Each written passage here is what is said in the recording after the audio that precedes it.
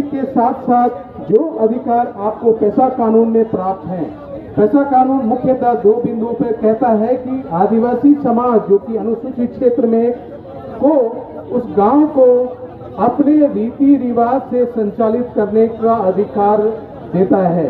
तो अगर आप रीति रिवाज से संचालित करने का अधिकार देता है, तो अगर उसमें आपको किसी विवाद पे, जैसे कि शादी पे या तलाक पे या फिर बंटवारे पे आपको विचार करना है, तो वो चीजें आप नहीं कर पाएंगे, क्योंकि वो सारी चीजें तो यूनिफॉर्म सिविल कोड के तहत एक रूपता ला दी जाएगी। तो फिर सिर्फ आपके पास बच क्या जाएगा? आपके पास सिर्फ भाषा, आपकी लिपि, आपकी खान पान, आपके पहनावे, यही बच जाएंगे। तो जो विशिष्ट संस्कृति जो रीति रिवाज में आधारित है, जो नियम का कानून जो बने हुए, वो एक तरह से विलोपित होने का खतरा है, ना केवल पेशा में बल्कि आपके CNT एक्ट, SPT एक्ट और 5वीं सूची अनुसूची का जो प्रावधान है, जो विशिष्ट ताकत देता है हमारे महामहिम गवर्नर को कि वो कस्टोडियन है हमारे यहाँ के, जो कि जमीन संबंधी जो कानून है आपके जो वेल प्रोटेक्टेड है, जो CNT में भी वेल प्रोटेक्टेड है, जिसमें इनहेरिटेंस की बात की गई है, वो भी बहुत आया के प्रभावित होंगे। साथ साथ पेशा के अनुसार से जहाँ पे जो विवादों का समाधान आपको रीति रिवाज के हिसाब से करना है, customary mode of dispute resolution की बात की गई है। तो अब सारे डिस्प्यूट जो आपके शादी विवाह या इनहेरिटेंस या पार्टीशन से संबंधित हो गए, वो अब समान कानून के तहत आ गए। तो जो डिस्प्यूट रेजोल्यूशन का जो अधिकार पेशा के अंदर जो दिया गया है, वो भी तो संविधान का पार्ट है, जो कि पार्ट 9 से निकला हुआ है। पार्ट 9 से जो निकला हुआ है उसी का तो वो एक्सटेंशन है अनुसूचित क्षेत्र में। तो इन तमाम चीजों को साथ साथ जो डिस्प्यूट रेजोल्यूशन के जो संस्थाएं हैं, जैसे मुंडा मानकी, पढ़ा व्यवस्था, मांझी परगना, जो स्वशासन के केंद्र रहे हैं, समाज को संचालित करने के केंद्र हैं, उनकी ताकत को, उनकी जो अहमियत को भी कहीं ना कहीं ये प्रभावित करेगा, क्योंकि कस्टम ही नहीं रहे आपके समाज में चलाने के लिए, तो संस्थाओं का तो फिर वो नीचे की तरफ जाएगा।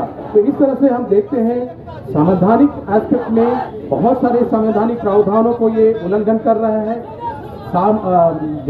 आदिवासी समाज की विविधताओं में जो केंद्र है, जिस आधार पे समाज बना हुआ है, उसको एक तरह से वो उसको छेड़ने की काम करेगा।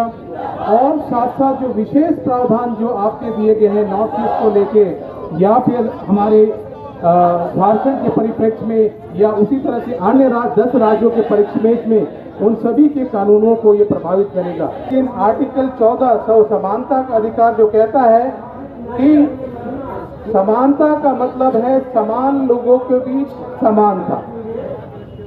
समानता का मतलब ये नहीं कि असमान लोगों के बीच समानता।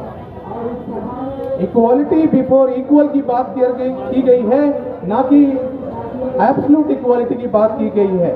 तो आदिवासी समाज की एक क्राइटेरिया में हम देखते हैं कि ये तो आर्थिक रूप से पिछड़ा है, भौगोलिक रूप से भी पिछड़ा है, तो ये समान रूप से कहाँ है? आप सूचकांक या विकास के पैमाने पर भी आप देखें तो आदिवासी समाज अभी भी असमान लोगों की कैटेगरी में है। तो आर्टिकल 14 जिसको कि आधार बना के समान नागरिक संहिता की बात हुई है, वो आदिवासी समाज के लिए समानता नहीं है, बल्कि असमान लोगों के बीच समान कानून लाने की बात है।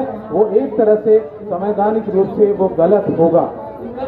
दूसरी बात है, इसी विशिष्टता के वजह से आज जो हम देखते हैं कि आदिवासी समाज में हिंदू मैरिज एक्ट या हिंदू उत्तराधिकार कानून सक्सेशन एक्ट या हिंदू गोद लेने और मेंटेनेंस का जो कानून है 1956 का, ये सारी जो कानून है वो बाहुल जो मुख्य समाज है हिंदू समाज, उस कानून से हमें अलग रखा गया है, क्योंकि हमारी अपनी रीति रिवाज और परंपराएं हैं।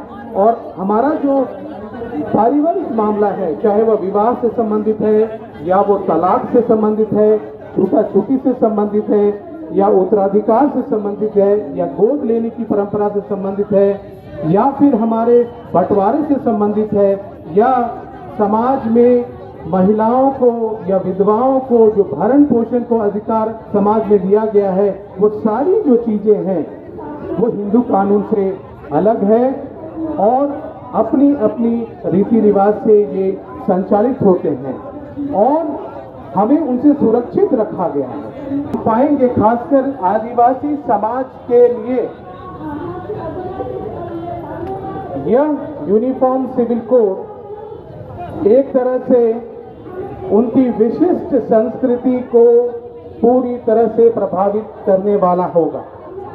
मैं इसलिए कह रहा हूं क्योंकि जो आदिवासी समाज को संविधान में और जो लोकूर कमेटी के मानकों में एक मानक जो रखा गया है वो विशिष्ट संस्कृति का मानक रखा गया है। अन्य आदिम लक्षण या अलग भौगोलिक क्षेत्र में निवास करना या आर्थिक सामाजिक पिछड़ापन ये तो है ही है, लेकिन साथ में मुख्य जो आधार है वो विशिष्ट संस्कृति है। अगर हम विशिष्ट संस्कृति की व्याख्या पे जाएं तो विशिष्ट संस्कृति सिर्फ खान पान, वेशभूषा, भाषा, लिपि और बोली पे आधारित नहीं है। विशिष्ट संस्कृति उसके सामाजिक संरचना के इर्द गिर्द उनके रीति रिवाज को भी लक्षित करता है। बिना उसके कोई संस्कृति विशिष्ट नहीं है और ये इसी विशिष्टता की वजह से आज हम देखें, चाहे वो 730 जनजातीय समुदाय भारतवर्ष में हो, उनकी अपनी संस्कृति है। चाहे वो उत्तर पूर्व में मेघालय की गारो, खासी, जयंतिया जनजाति हो या मध्य भारत, पूर्वी भारत में उरांव, मुंडा, खड़िया, हो, संथाल या अन्य जो हैं आदिम जनजाति के समुदाय हो या जो समुदाय दक्षिण भारत में आपके हैं, जो कुछ जनजातियां हैं जो मात्र सत्तात्मक पद्धति को अपनाए हुए हैं, कुछ जो उत्तर पूर्व के हैं वो खासकर मात्र सत्तात्मक पद्धति पे अपनी सामाजिक संरचना को ढाले हुए हैं। मध्य भारत के जो आदिवासी समूह हैं वो पितृ सत्तात्मक और पैट्रिलिनियन मोड ऑफ उनका सारा स्ट्रक्चर बना हुआ है। आप अगर और डिटेल में जाएं तो गारो में आप पाएंगे कि जो महिला सबसे जो छोटी बेटी है उसको उत्तराधिकार का हक दिया जाता है। माँ के वंश के आधार पे, जिसको कि गारो में माचोंग बोलते हैं, वो उसका केंद्र बिंदु है और उसके आधार से उनकी सामाजिक संरचना बनी हुई है। यही उनकी विशिष्ट संस्कृति है और ये उनकी रीति रिवाज भी विशिष्ट है। उसी तरह से मारू कत्तियम की व्यवस्था जो मात्र सत्तात्मक व्यवस्था है जो केरला में पाया जाता है। साथ साथ हम कुछ ऐसे समाज की भी हम आदिवासी समाज हैं जो ना तो के मात्र सत्तात्मक है ना ही पितृ सत्तात्मक है बल्कि बाइलैटरल है। वो सुविधा के अनुसार से संपत्ति का बंटवारा या तो बेटे को या तो बेटी को देते हैं, वो सुविधा के अनुसार से है। तो ऐसी विशिष्ट संस्कृति, ऐसी विविधताओं से परिपूर्ण आदिवासी समाज है। और जब हम कहते हैं आर्टिकल 14 में, जिसको कि आधार बनाकर आज समान नागरिक संहिता की बात उठी है कि अगर पुरुषों को भी अधिकार मिलता है तो महिलाओं को भी अधिकार मिले, ये बात आर्टिकल 14 के तहत में कही गई है।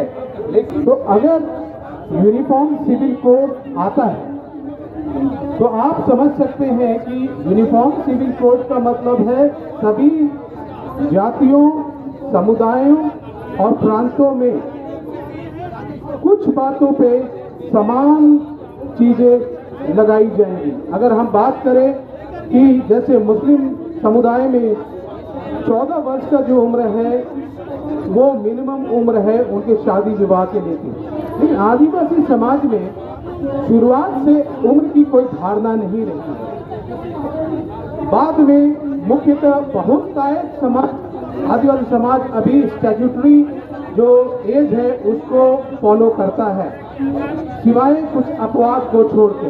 तो हम अपवाद को नियम नहीं कह सकते। नियमतः आदिवासी समाज तो मिनिमम एज को फॉलो करता ही है। तो यूनिफॉर्म सिविल कोड लाकर हमारे में एज का पैरिटी लाके क्या फायदा।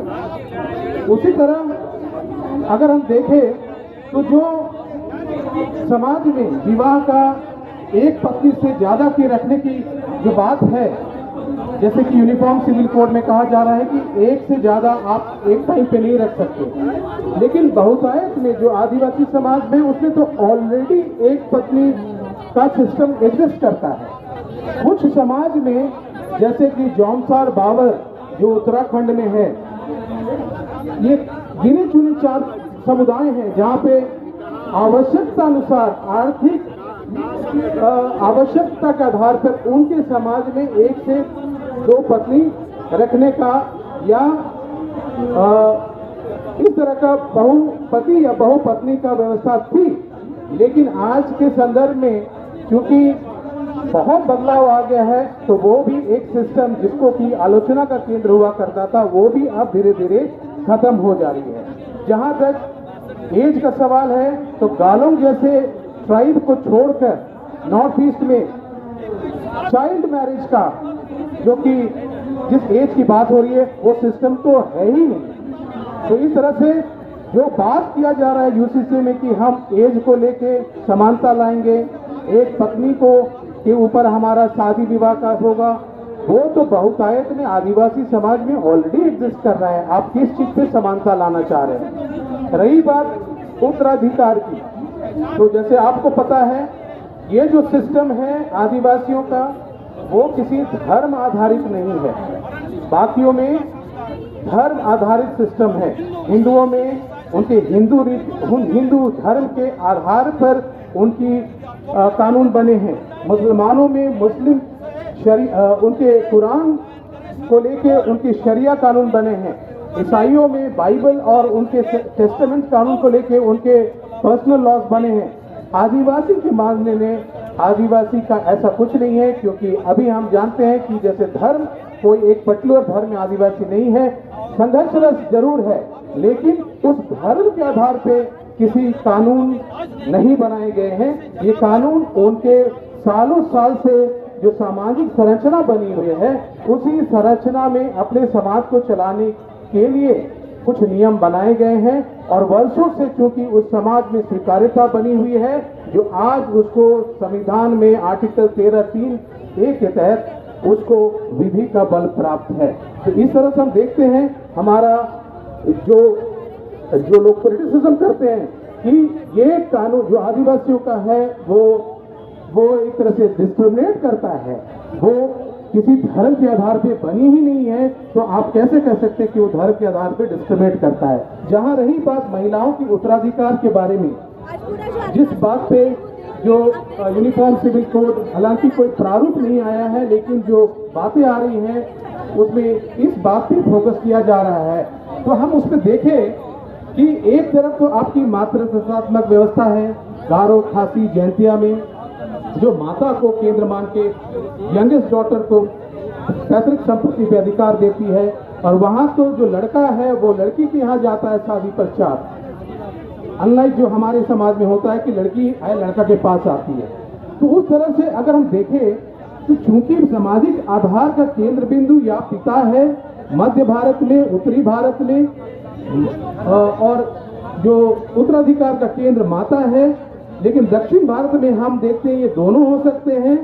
कस्टम ही नहीं रहे आपके समाज में चलाने के लिए, तो संस्थाओं का तो फिर वो नीचे की तरफ जाएगा। तो इस तरह से हम देखते हैं संवैधानिक एस्पेक्ट में बहुत सारे संवैधानिक प्रावधानों को ये उल्लंघन कर रहा है। आदिवासी समाज की विविधताओं में जो केंद्र है, जिस आधार पे समाज बना हुआ है, उसको एक तरह से वो उसको छेड़ने की काम करेगा। और साथ साथ जो विशेष प्रावधान जो आपके दिए गए हैं नॉर्थ ईस्ट को लेके, या फिर हमारे झारखंड के परिप्रेक्ष्य में, या उसी तरह से अन्य 10 राज्यों के परिप्रेक्ष्य में, उन सभी के कानूनों को ये प्रभावित करेगा। तो इस तरह से हम कह सकते हैं कि यूनिफॉर्म सिविल कोड एक अन्य समाजों के लिए तो हो सकता है, लेकिन आदिवासी समाज, क्योंकि वो अन्य समाजों से बिल्कुल भिन्न है, उनकी संविधान में इतने सारे प्रावधान दिए गए हैं जितने कि किसी और अन्य समाजों को नहीं दिए गए हैं, तो ये उसी संविधान के हिस्सा है। तो ये संवैधानिक प्रावधानों को भी छेड़ेगा और समाज में भी इस तरह से बहुत रिस्ट्रक्चरिंग की को करेगा, रिस्ट्रक्चर करने की बात करेगा, जो कि विविधताओं से परिपूर्ण आदिवासी समाज में संभव नहीं है। इसी तरह से हम कह सकते हैं कि आज जो ये समान नागरिक संहिता है, आगे आने वाले समय में हमारे लिए बहुत मुश्किल पैदा करेगा। धन्यवाद।